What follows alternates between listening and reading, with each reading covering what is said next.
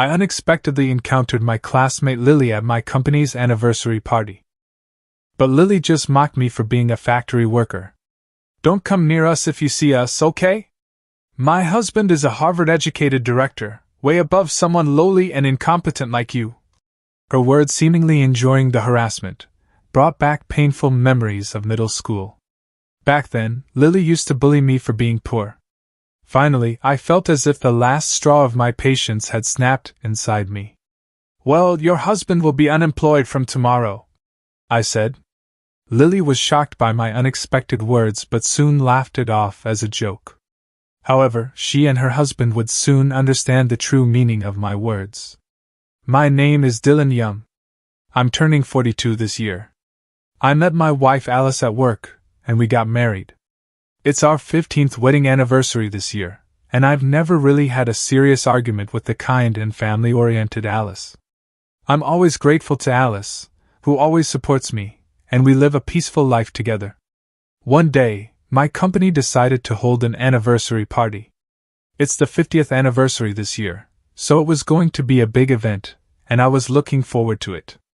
On the day of the anniversary, I wore a suit and tie picked out by Alice and got ready to leave.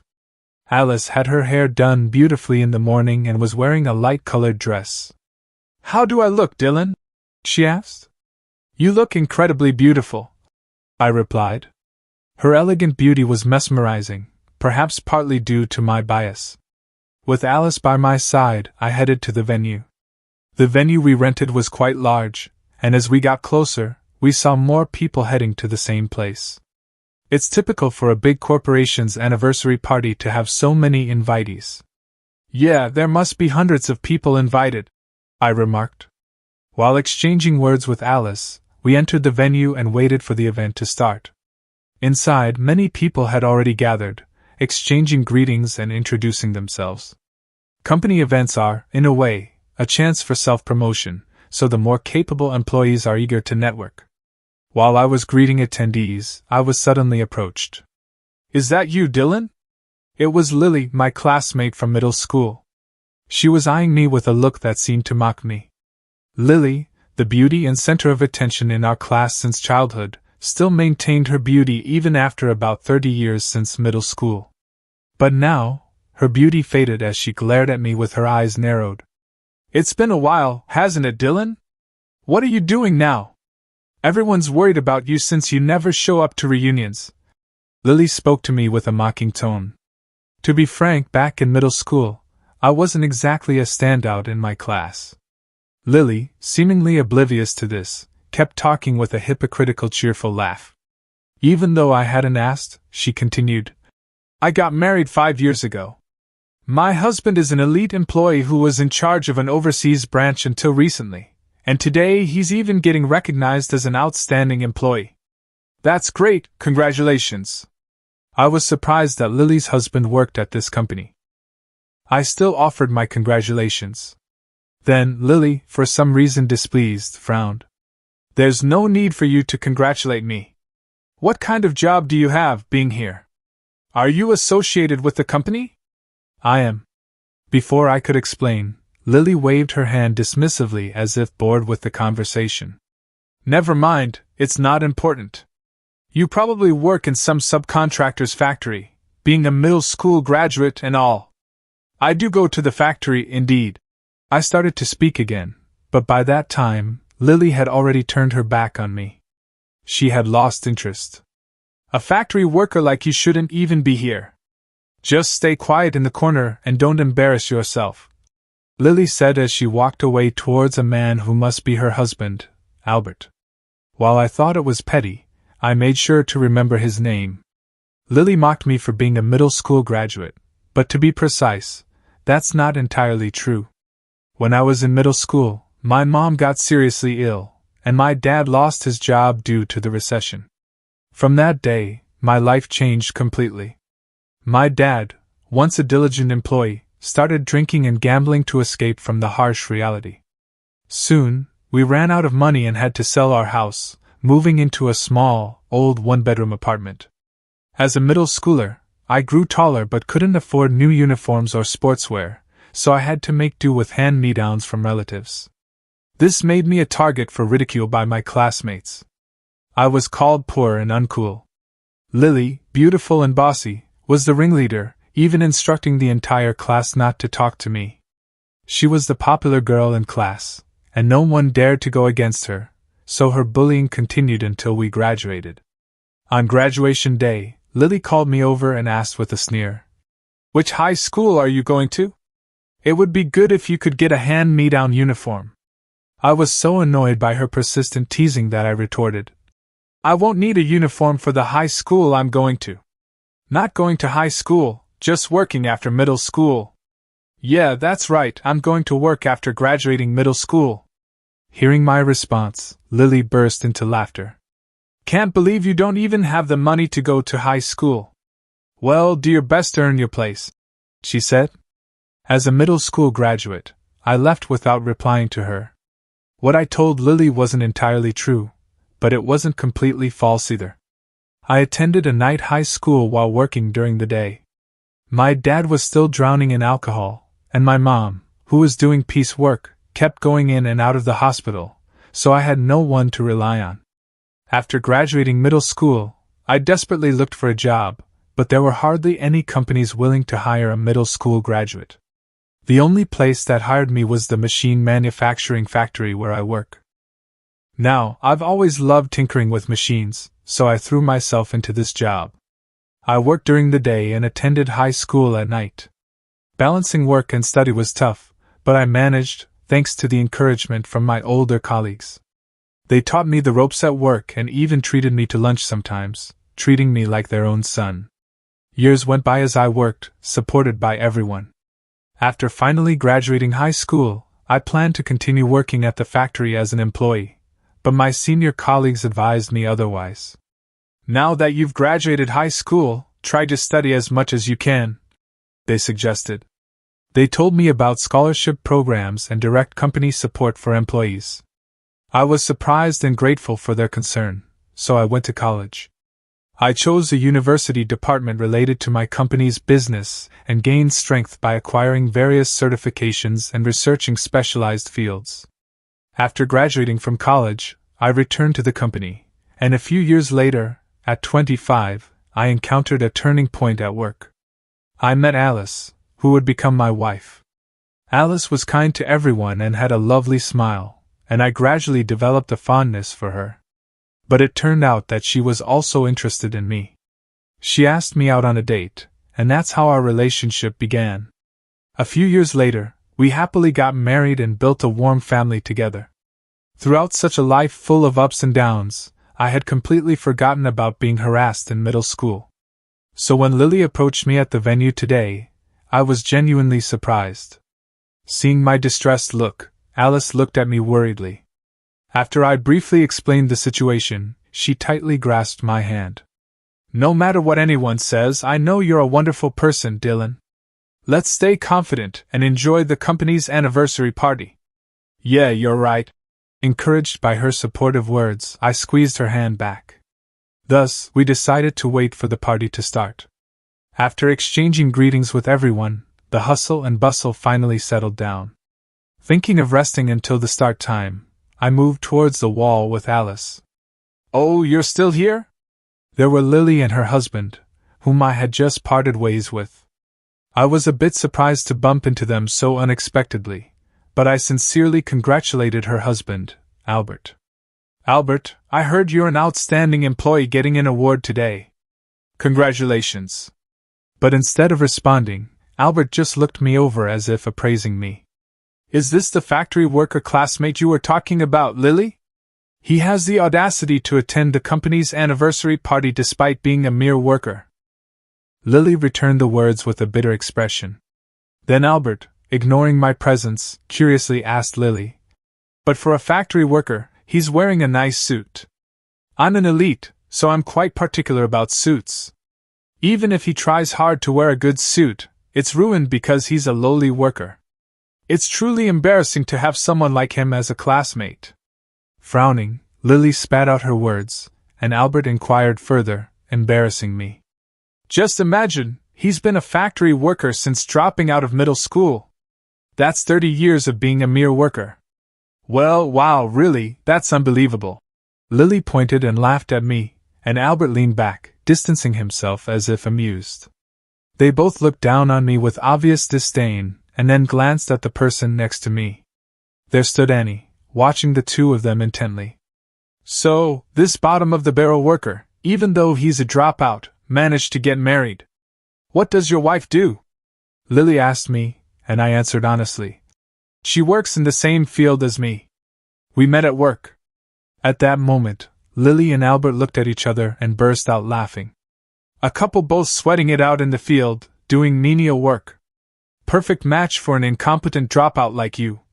They started mocking, not just me, but also my wife. I couldn't understand how they could say such awful things to my wife, a stranger to them. As I stood there stunned, Lily blurted out, "But if I were you, I'd be too miserable to even mention working in a factory. Yeah, for an elite like me, it's unimaginable to live such a lowly life. Please stop talking like that," I retorted angrily to their cruel insults. But Lily looked at me as if I were something dirty and turned her back, and Albert shooed me away as if swatting a fly. "If we keep talking to you, people might think I'm a local class worker like you. Could you go somewhere else? I'm talking to someone important," Lily sneered. I was boiling with anger at such rude behavior, but as a grown-up, I couldn't just let my emotions take over and start yelling. So, I tried hard to hold it in. However, Lily seemed to mock my feelings and hurled more disdainful words. "From now on, if you see us, don't come close, okay? My husband is a Harvard-educated director, way different from a lowly, incompetent person like you." Her words enjoying the harassment brought back painful middle school memories. Back then and even now, Lily acted arrogantly, thinking she wouldn't be retaliated against. I felt like I heard the sound of my patience snapping inside. "Well, your husband will be unemployed from tomorrow." Lily was taken aback by my unexpected words, staring with wide eyes as I stared back expressionlessly.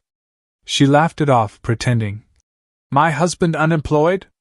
What are you talking about? Have you lost your mind? Why would a mere factory worker like you have any power over my husband?" "That's because I'm the president of the company," I declared. For a moment, Lily was dumbfounded, then suddenly burst into loud laughter. "You, the president? Don't be silly. Are you just saying that because my husband is a Harvard-educated director and you want to one-up him? It's not a lie. Yeah, keep your fantasies to yourself, just like in middle school," I continued seriously, but Lily clearly didn't believe a word. Then Albert looked back and forth between me and Annie standing by my side, and shrugged in disbelief. "Married to a husband who spouts such fantasies, she must be quite a wife. Aren't you embarrassed to stand beside such a man?" After spitting out those words, Albert and Lily hardly left together. As I watched their backs, I trembled with anger. The person who had harassed me so much in middle school was still treating me this way even now as an adult, and it wasn't just me they were mocking, Alice and my workplace too. As I was about to step forward in anger to call them back, a gentle hand was placed on my shoulder. "Annie, I heard everything, but it's not good to reprimand them here," she said. But I couldn't just back down, especially after they laughed at Annie. But as I looked at her, I was taken aback by her unexpected expression. She wore a mischievous smile. "I have a good idea." Hearing Annie's plan, I nodded deeply, feeling a sense of relief. When the announcement for the party start was made, we moved to our assigned seats. The event began on time, and the employees started singing the company anthem. In my peripheral vision, I saw Lily and Albert singing along as well.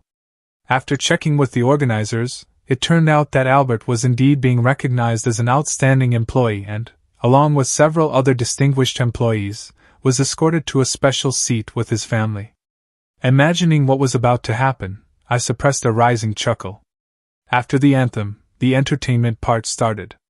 There were performances by a magician and comedians, summarizing the company's history in a skit, filling the room with a festive atmosphere. As the entertainment ended, the host led the applause and continued with the ceremony. "Next, we'll have a speech from the president and CEO, Mr. Young." Upon those words, I began to walk slowly. As I stood on the stage, I looked over the gathered crowd, expressing my gratitude while everyone listened intently. Only two people were the exception.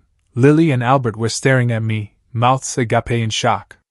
Even from the stage, I could see their mouths moving, muttering, "Why? Why is he speaking? It can't be true. He's the president?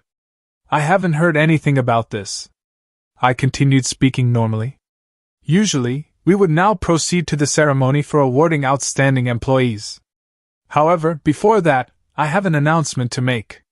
One of the awardees, the director who was assigned to our overseas branch, Albert, will be dismissed from his position effective today." The room was enveloped in silence in an instant. As I tried to continue with a smile, the host approached me. What is your reasoning for this?" the host asked me, appearing confused. It was then that Lily suddenly stood up and shouted, "That's a lie, everyone! This man was just a classmate from my middle school. He's just a mere factory worker. Why is he standing there? Yeah, this must be some kind of prank. But this taste in entertainment is terrible, right, everyone?" With her shrill voice, Lily spat out these words, and next to her, Albert grinned smugly, looking back and forth between me and Lily, bursting into a brazen laugh. The guests in the room started murmuring, enveloped in a tense atmosphere. I continued speaking calmly. "Lily just mentioned earlier that working in a factory is a lowly job. She also told me not to talk to her anymore, fearing that the leanness would rub off on her." "So what?" Lily glared back at me, hands on her hips, still refusing to admit any wrongdoing. "I work for this company. I cannot continue working with someone who is ashamed of our work. But my husband is an elite director, completely different from you in the charade." Now, at that moment, the executive director, Roman, rushed to the awardee seat, his face flushed with anger, and started yelling at Albert. "Hey, apologize to Mr. Young right now." However, Lily and Albert, still half smiling, refused to believe Roman's words. "What's wrong, Roman? Why should we apologize to some factory worker? He's just a lowly, incompetent worker. He's just trying to scare us by lying about firing my husband." But Roman shouted back, his voice trembling. "State the name of our company, Young High-Tech Corporation." "But Young." Muttering this, Albert suddenly realized, and his face turned pale. "His name, Dylan Young, could it be? He's really our company's president." At Albert's words, Lily froze in shock. During this time, I had been watching them, and judging that they finally understood, I spoke again. "It seems you finally believe me, Albert." His face ashen, shaking all over, hardly able to stand from his chair. "In fact, Alice is the daughter of a major manufacturer that produces some of the leading semiconductor devices in the country. The company that accepted me, a middle school grad, was one of her parents' factories. At that time, it was still a mid-sized company taking on various machinery productions. But 30 years ago, it developed its first proprietary product, a microchrommeter, and has since expanded its business with the advancement of electronic device technology.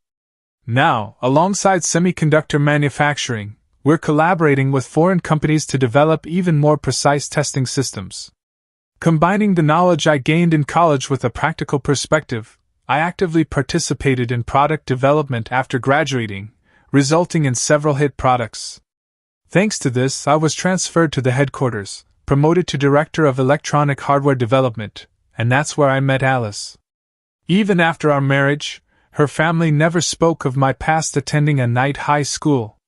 Instead, they warmly accepted me as a diligent and enthusiastic young man, rare in this era, wanting to repay this family and the company that raised me. I devoted myself to my work without distraction. Then, 2 years ago, when N's father retired, I took over as the president, understanding the truth. Albert looked like he was about to collapse, and Roman addressed him even more desperately. "You were overseas, so you might not have known directly, but at least check the information about the company you work for." "That is Albert." His face still pale, tried to stammer an excuse, but Roman, his face red with anger, kept yelling. "You're so caught up in being an elite from Harvard University that you don't even know the face of our president. I'm ashamed that I recommended someone like you as an outstanding employee. Roman then grabbed Albert by the scruff of his neck and dragged him in front of me. He forcefully bowed Albert's head and then joined him in kneeling down. I deeply apologize for the disrespectful behavior of my subordinate. Please forgive us. I'm so sorry for my ignorance. It's inexcusable. Albert finally knelt down of his own accord, his face turning bright red as sweat dripped onto the floor. Anyone who had been watching this unfold turned to me with a question. Jess, this was a plan Alice had come up with. Dylan, what will you do now? You've revealed the truth in front of everyone. To avoid being accused of unilaterally firing an employee, yeah, well, he's fired. Someone who insults a person they've just met like that definitely doesn't fit in with our company. As I said this, Albert fell silent, his forehead dripping with sweat. Roman quickly spoke up. I apologize for my wrong judgment causing such inconvenience. I'll refrain from suing for defamation. Since he has apologized, let's fire him and put an end to this commotion. Hearing my words, Roman seemed to breathe a sigh of relief, thinking the situation was resolved. But the next voice came from Lily, who had been dumbfoundedly watching everything, her face flushed with anger. She lashed out at me. I don't care if you're the president or whatever. Why do you get to act so high and mighty? Furious and almost panting, Lily was met with my calm response. Before you criticize others, maybe you should worry about your own life. With your husband fired, you'll lose your income and won't be able to live luxuriously anymore. Lily, upon hearing my words, finally seemed to grasp her situation, standing frozen, her lips quivering. Alice, glancing at her, whispered to me. Dylan, let's have those people leave now. Yeah, you're right. It's a special anniversary party after all. We need to make sure everyone who came enjoys it. I instructed the staff to escort Albert, who was still kneeling, and Lily, pale-faced and rigid, out of the venue. After they left, we refreshed the atmosphere of the venue and successfully concluded the party. Albert later repeatedly tried to apologize, but I dismissed them. Having an employee who looks down on others just because of Lily's words could eventually lead to issues at work. Albert, who had been fired, suffered greatly since he had already purchased a luxurious home and car on loan, relying on his salary. Certainly. Here's the rewritten version with added punctuation. Lily, who always loved a lavish lifestyle and apparently never saved much, found their finances in dire straits. Within months, unable to pay the enormous loans, the couple eventually had to sell their house and car and move to a shabby apartment. Albert struggled to find a new job, losing both money and status, leading to endless quarrels in their now impoverished household. Eventually, they divorced and now live separately. Albert, desperate for a job, finally found work as a factory worker. He spends his days standing in front of a conveyor belt, endlessly assembling machines as part of a repetitive process. Meanwhile, Lily became a topic of discussion among her local classmates for her actions towards me. Abandoned even by her family, she now lives alone, struggling to afford meals. Her once prized beauty faded away. She's barely making ends meet by working night jobs. As for Alice and me, we continue to live happily. Our focus on developing excellent employees led to stable and growing company performance. Just as the company helped me, I now aim to fulfill the hopes of the younger generation. We've enhanced our educational programs and training systems for our employees, which has already led to the creation of an innovative new product. This product is expected to be a significant step forward for our company. But it's not just a new product that was born. Alice and I also welcomed a beautiful daughter. Our family is overjoyed and adores her. I'm so glad I met you. I'm truly happy. Me too. When I graduated from middle school, I thought my life was over. But by never giving up on my potential and tirelessly searching for a path, I've been helped by many and now lead such a happy life. I want to continue delivering products that make the world a better place as a way to give back. With this resolve in my heart, I smiled at my precious family.